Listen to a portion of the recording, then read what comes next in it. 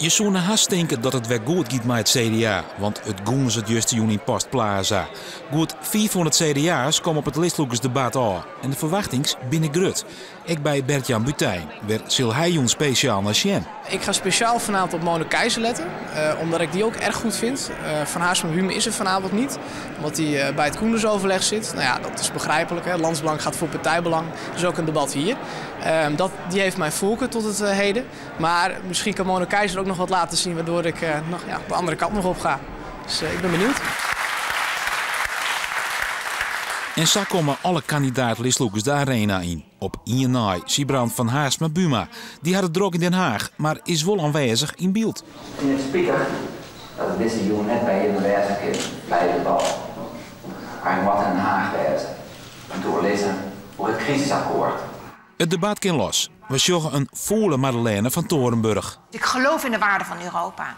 Maar ik vind echt dat wij nu scherper moeten kijken naar waar Europa mee komt. En duidelijker moeten zeggen tot hier en niet verder. Een altijd wat populistische Henk Bleker. Wij moeten een volkspartij zijn. Dat is een mooie afsluiting. En dat betekent dit. Einde. Liesbeth Spies en Marcel Wintels bloeien wat op de achtergrond.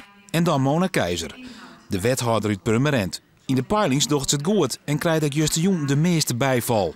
Ik bij het voor het CDA gevoelige thema's. Ik ben een voorstander van het boerkaverbod.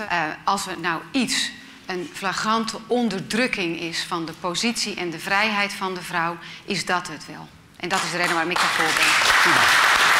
En dan na een uur valt het debat eens wat stil. Wat Henk Bleker, de grote verbjustering van de Seel, zijn vertrek onkundigt. Ik heb nog een verplichting en ik heb niet de beschikking over een filmpje.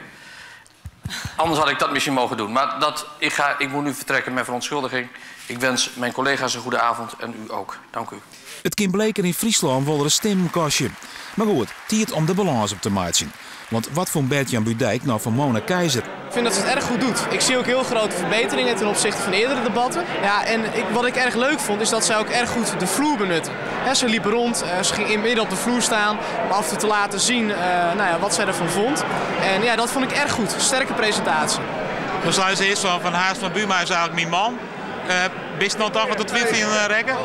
Ik vind het nog steeds erg moeilijk. En ik denk dat ik ook echt tot donderdag ga wachten voordat ik echt definitief mijn stem uit ga brengen.